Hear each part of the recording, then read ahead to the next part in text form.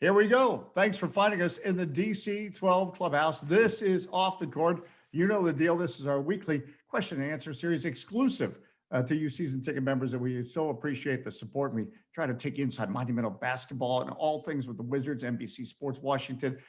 Speaking of which, we hope you enjoyed Off the Court last week with Chris Miller and Wes Hall. Yeah, that was a lot of fun. We appreciate everyone that submitted questions for that. And this week, yeah, I get to say NBC Sports Washington's Jason Smith joins us. Now let that resonate. NBC Sports Washington's Jason Smith. I think it was one of the questions that was submitted from our DC 12 club members. Did you ever think a big network would be associated in front of the Jason Smith name? That's pretty cool to hear. And that's a nice free poster they sent you, by the way. Absolutely not. This is a dream come true just to be a part of the NBC Sports team. It's been a lot of fun so far. I think that we have been trying to make the best out of the worst situation. And the fact that we have basketball going on right now in the midst of a pandemic, it gives everybody just a little bit of relief. It gives you a something to look forward to every night. And I think that for me, I love playing basketball, but when I got done, I was like, man, you know what? This announcing stuff, I bet you I could talk a little bit of basketball. I have no problem doing that. So it's been a nice treat for me. Yeah, and it pays well too. So that's a so you mentioned a dream come true though. I mean, when was it on your radar? Was this something as you were playing you thought, maybe one day I'd like to be over there with a headset on, or when did you get the genesis of that? I had actually done a little bit of prep work throughout the NBA. They offer programs to do a little bit of broadcasting. So I had done the programs, Sportscaster U, as they call it, for the Players Association. And doing that, I realized, man, this is not easy. This is actually really challenging. And it's different when you're a player and you're giving interviews to different media outlets and you're like, oh, this is going to be cake. Well, when you're on the other side of it, looking in, and you're like, wow, the people who actually do this make this look really easy. So I really had a learning curve of, man, this could be challenging, but I like challenges. And I like to embrace the fact that it was a little difficult to figure out what's going on, and having a producer talk in your ear while you're trying to form sentences and trying to stay within the game action and what to talk about and what not to talk about. And then you're like, holy smokes, this is a lot of fun because you're talking about basketball too. So that's been a passion of mine ever since I was little. So for me, sports broadcasting was like, I'll figure that out later. But then when I actually did it, I was like, wow, this is actually a lot of fun. And it keeps you close enough to the game to where you're like, wow, I'm in the game. I'm still with it. But your body doesn't hurt all the time after practices or after getting done with the game. So that's the positive from it.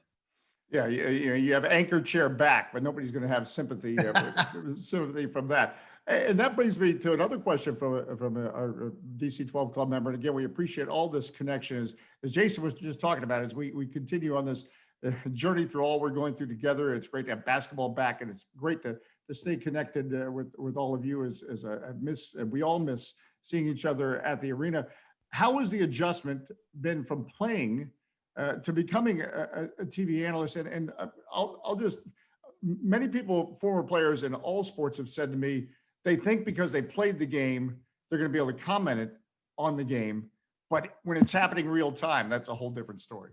It's absolutely different. It's a different perspective for sure. You know the game of basketball, you know the ins and outs, but to try and communicate that to people, that's a whole nother story.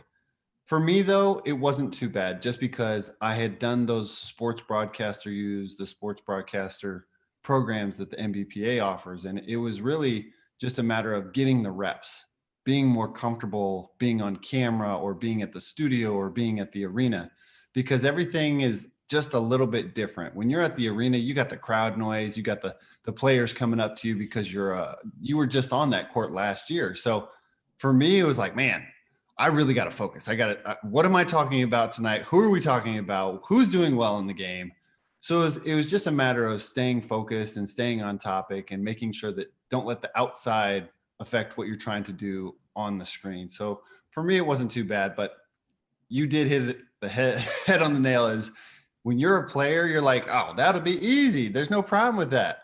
When you actually do it, it's a lot more difficult than you might think, because there's so many different things that are going on and you're not used to it. It's something that's out of your element. But as you get more and more reps, you get more and more comfortable. And I think I told you guys when I did the Sportscaster U stuff, I had a whole new appreciation for what you guys do on the radio, on TV, post game, pre-game. It was unbelievable. You guys do it so seamlessly. And I was like, wow, I really have to put some work into this. But it's been a fun journey so far. Mhm. Make sure we're recording this so I can give that to my boss so he knows that I'm actually working. Do we have that? We do have this on tape, right? But as we were just talking about, you have to comment and analyze as it's happening real time. There's a challenge to that. Do you also find yourself, and you talked about this still makes you a part of the game. Do you find yourself all of a sudden you're still kind of playing the game because you know what players, you've been in that situation on the court, and that's where someone like you could probably give insight that no one else can if they've not actually been in that situation, because you find yourself almost living still during the game? Oh, absolutely. You get caught up with the game and the ins and outs and the bad defensive assignments and the great offensive plays. But then you really have to take it and dumb it down, because if you're trying to give the super particular details, people will be like, what is he talking about? Wow, I don't understand. But if you give the general detail of what they did good and what they did bad and what they need to work on, that makes it a lot easier. You just keep it simple and it makes everything fun and it makes it enjoyable for the crowd to watch. So for me, I had to really learn to like, oh, all right, don't get too in detail, don't get too in depth, but make it fun and enjoyable for people to watch and learn what's going on in the game. So there's always those little intangibles that you have to be mindful of. And I think that moving forward, hey, I just got to keep on working on my craft, just like I would have been if I was on the basketball court. It's all about the reps, as you said. It's like a shooter. The other night we watched Davis Bertans after he had a rough night. Spent about 45 minutes after the Heat game shooting, and lo and behold, against the Phoenix Suns, he's on fire. It's about the craft. You mentioned Sportscaster U. I wish I had a Sportscaster U. I went to Hamburger U when I was trying to get in the fast food industry. And that's a whole different thing. Do you remember a particular lesson you got out of Sportscaster U? Man, we did a lesson that was teach somebody a craft that an NBA player does. And it was like a 5-minute segment, but you had to talk for 5 minutes continuously. As you went through it, you would go really, really fast and you'd get your thing done and you'd be like, all right, how long was that? And you're like, 1 minute and 15 seconds. What are you talking about? What is this? So for me, it was really trying to balance out, getting your thoughts out there, going into detail. Then they would give you like live action. So we were watching a game that was pre-recorded, obviously. You knew the outcome and you had to come in on the game without giving away what the outcome was going to be and be excited about it and bring the energy level and still have your words going as the producer's talking in your ear. And it was just so many things that I was like, holy, what? This is way harder than I thought it was going to be. Then they had another segment where it was talk 1 minute continuously and convince us about some point in basketball why you decided to do da-da-da. And I was like, okay, that's not bad. I can do that. Same thing. Like you sit there and you talk and you get done and you're like, all right, how long was that? 26 seconds. Okay, I got to figure out a lot more stuff to talk about, or I need to start talking a little slower. Those little things, those little nuances you learn as you go. Yeah. And keep on going. You're doing such a wonderful job on NBC Sports Washington, and again, it's Thank you. Terrific to see all you were with the Wizards for a couple of seasons and how the fan base embraced you. And we'll get to that and get to the current Wizards team that you are commenting on. But some of the other questions here, the DC 12 Clubhouse, did you pattern your game after a particular player when you're growing up? Give us some of your basketball influences as you ended up on a journey that ended up in one of those competitive leagues in the world. I actually loved to watch Michael Jordan when I was younger. I think every kid loved to watch Michael Jordan when they were younger. But as I got a little bit older and basketball got more serious in the high school years, Dirk Nowitzki was probably one of my favorite players just because his pure shooting talent.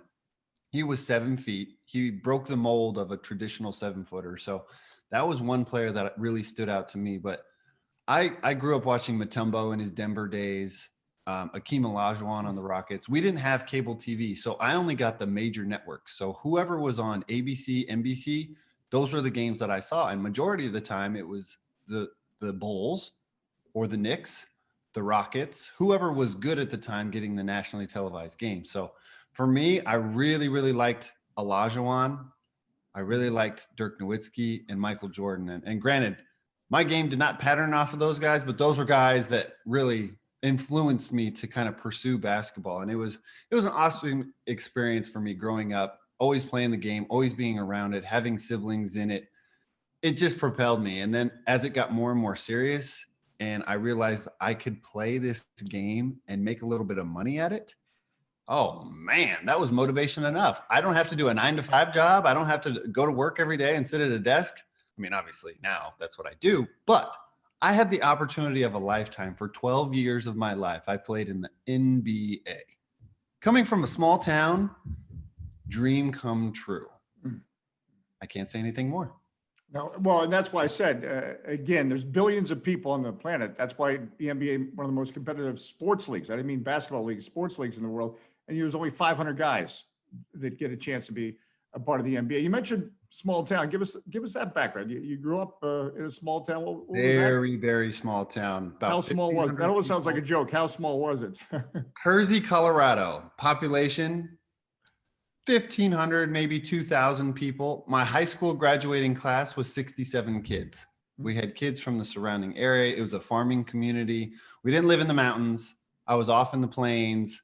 Wouldn't trade it for the world. It was a town like you drive past somebody, you wave. You knew exactly who everybody was in the town. Everybody said hello. Very, very small community. So the fact that I went to college on a Division I basketball scholarship was just mind-blowing to people.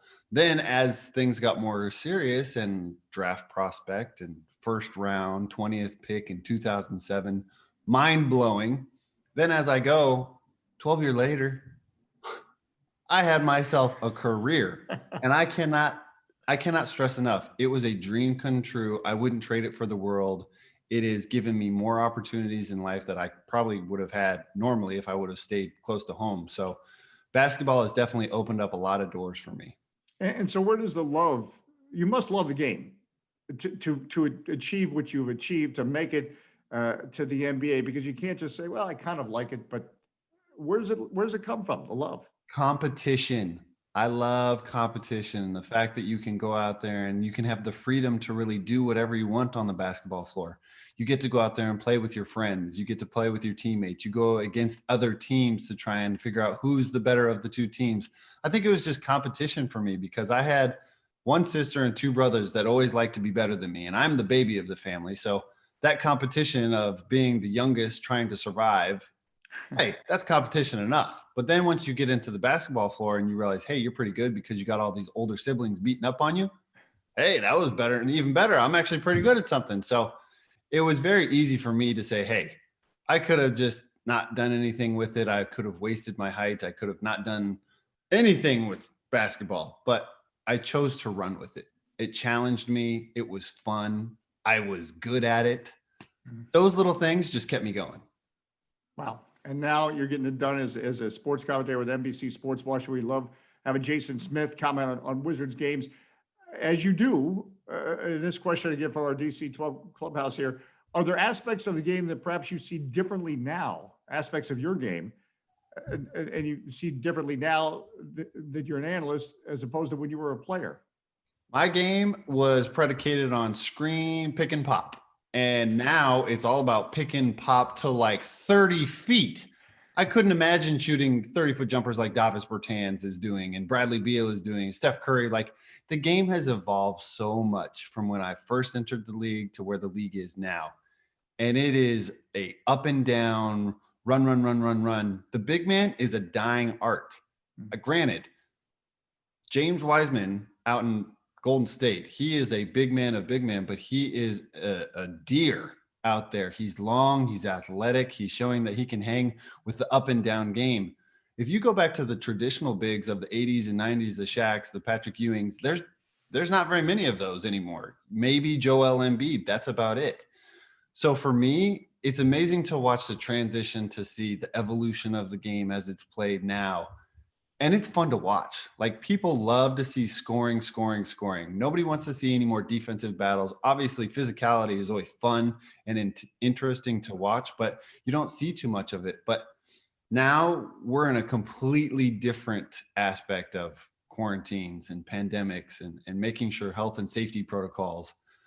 We're just happy that basketball's around right now. And I think everybody can say that it's fun to watch and it's a release from watching the normal news. And man, I don't even watch the news anymore just because it's so down ticking. So I watch basketball, I watch sports as an outlet. That's what people want to see.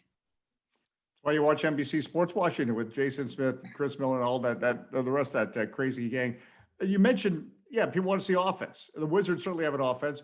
There's a question here about defense, and I think because it's become such an offensive game, the challenge to play better defense is not just a Wizards challenge. Talking to Brooklyn Nets folks a couple weeks ago, and by the way, the Nets have a few good players, Kevin Durant, et cetera, and they were talking about, well, we can score, but we need to get better on because of the way the game is played now, where everybody 7-footers can shoot. The corner three is the layup. You're now not just defending the paint like when I grew up.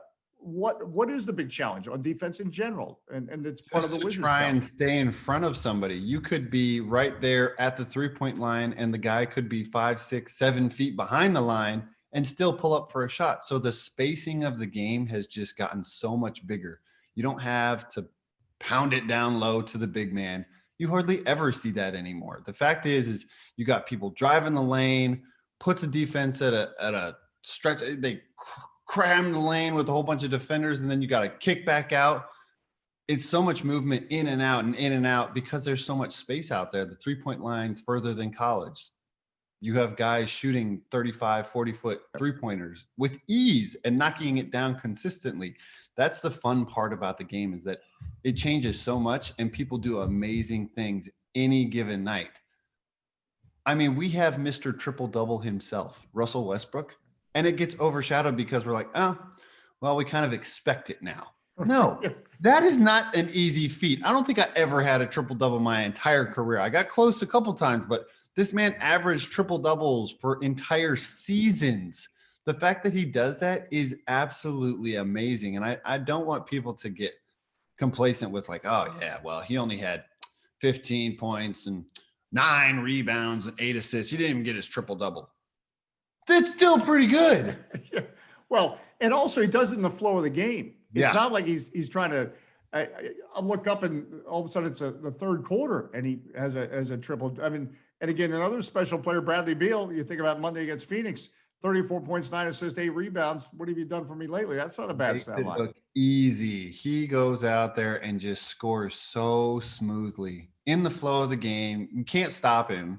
You're not going to stop his shot. You're not going to defend him. You try and throw different defenses at him, and he is just a monster out there. And I love the fact that he's playing so well right now. And it's fun to watch, absolutely. And it for him, he's just got to keep his foot on the gas. He has gotten no respect in the league. He lost his all-star ballot last year, didn't get all NBA. I think he has a chip on his shoulder and he's trying to prove a point. And so far, he's done that. Yeah, maybe we should thank those people that snubbed him because we're getting even a higher level.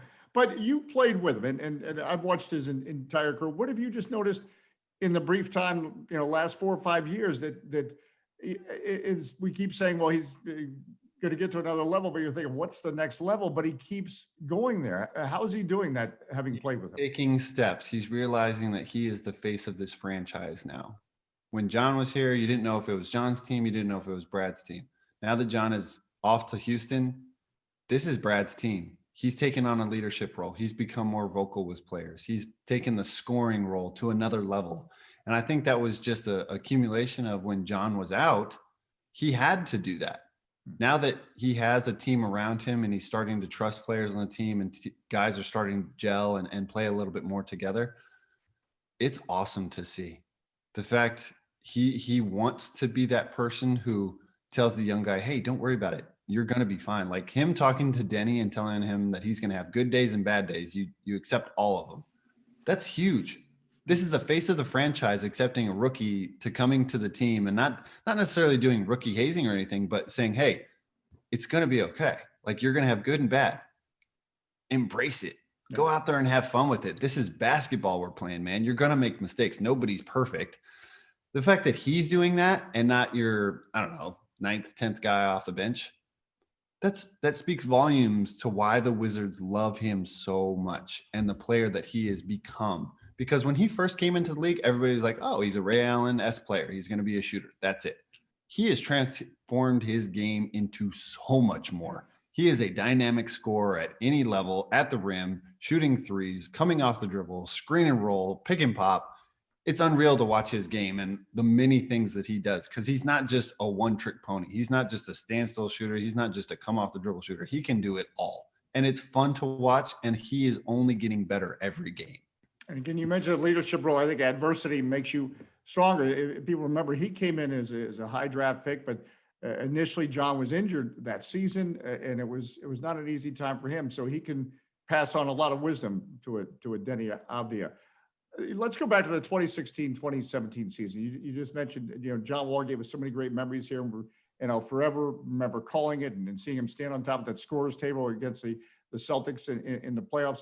What are some of is that your favorite moment? Do you have a favorite moment for the season? Or you actually just called it when we had Game 6 against Boston in DC, coming down to a last-second shot. Our playoff lifeline is on the line. It was a broken play. It was supposed to be a play for Brad. And as soon as it went to John, whenever that clip comes up, I always look at myself on the bench. I'm like kind of halfway turned, like, oh no, this is not the play. This is not what was supposed to happen. John catches that ball, takes maybe 1 or 2 dribbles, throws up a prayer of a 3. He's not our best 3-point shooter. It was a in the moment shot, and he knocks it down. I was just in absolute amazement. Like, I had never been a part of anything like that ever. I mean, I've been a part of the 76ers, had a couple postseason shots, but not to keep your playoff lives alive. And when he did that, it gave us just, oh my gosh, moments. Then we go into Game 7 in Boston. Playoff atmospheres in Boston are a whole nother level. How loud they are, the crowd, the atmosphere. It was a back and forth game for most of the time. Then they pulled away at the end and it didn't go our way. But just to experience a 7-game series with Boston and having it go to 7 games and then end in Boston, I'll forever remember that. It was an awesome experience for me in my career. And you mentioned that to come together like that and survive with your playoff lives on the line. There had to be something about the dynamic of that team that was special, that made you persevere. Just no quit. We had a team that we were really excited about that year, and we were really wanting to meet up with Cleveland.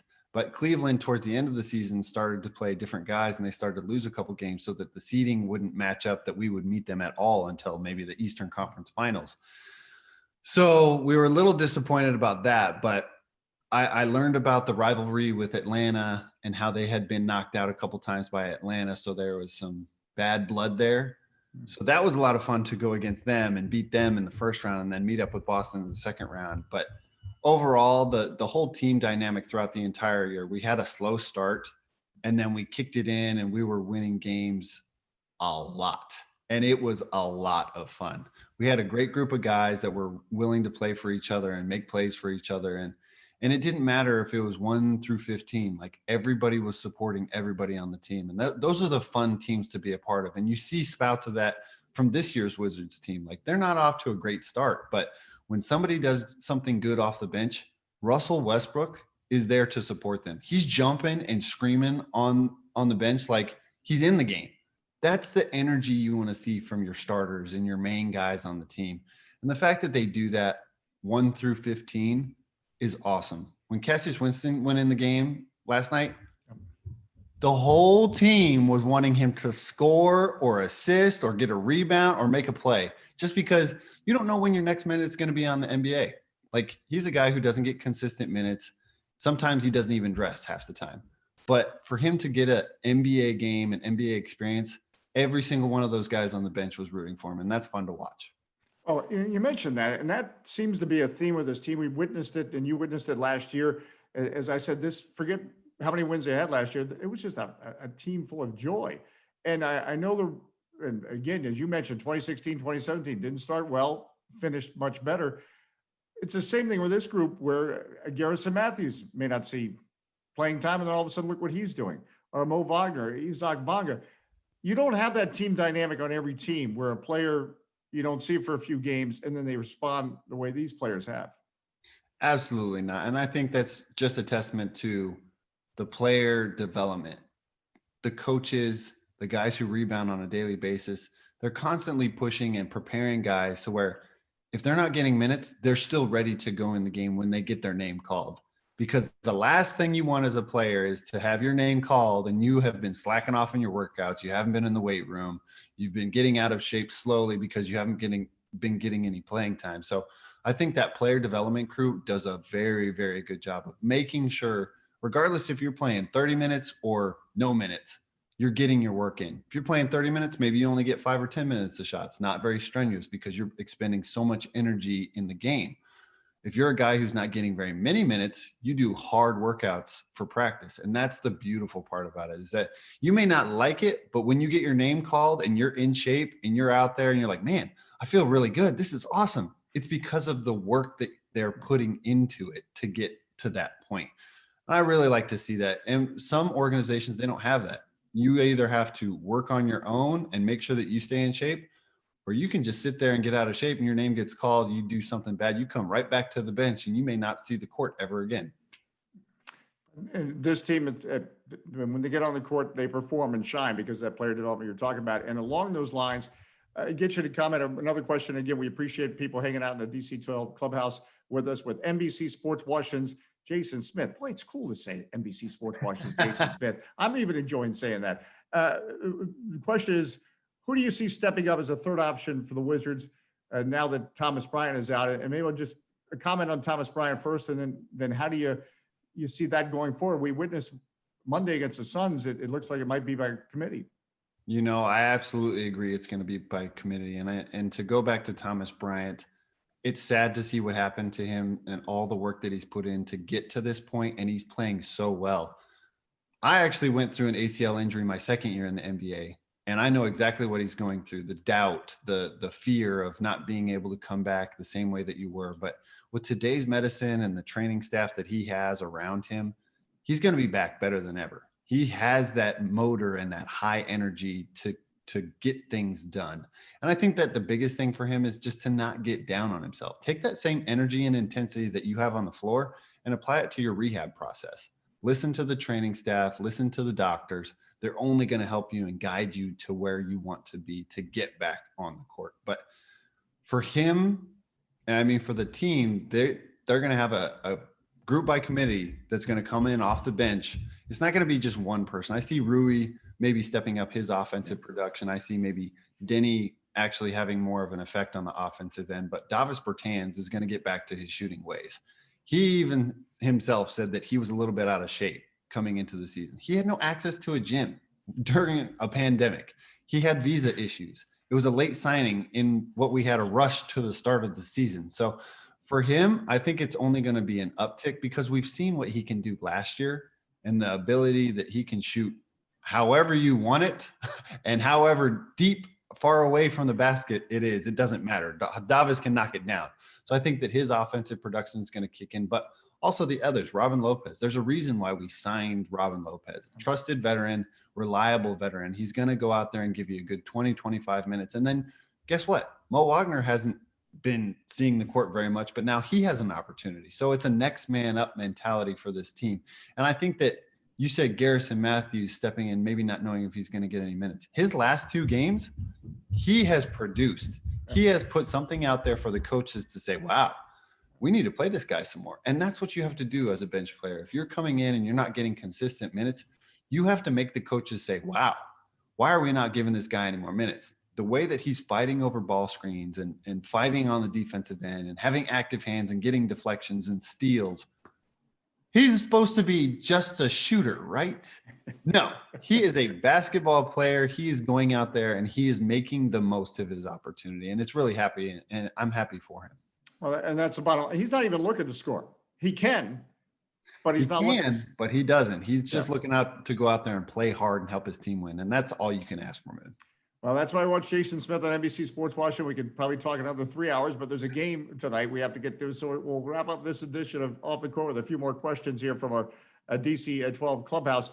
The best teammate you ever had, and that's a tough question, and maybe just one of the best, so you don't offend somebody. I know. I don't want to offend anybody. I don't want to offend anybody at all. Best teammate, man, I'd have to go with Ryan Anderson. I played in New Orleans for a couple years. He and I got super, super close. Great friend of mine still to this day. He's an awesome person on and off the floor. It was awesome to play with him, just to hang out with him off the court. He's a happy-go-lucky guy, and it's just one of those people that if you don't talk to him for maybe a couple months, the next time you talk to him, it's like you never left each other. You're still you're happy, you're go lucky. It's like, man, I haven't seen you in 2 months, and it's like we haven't skipped a day. It's awesome. So for that best team, I'd probably say Ryan Anderson.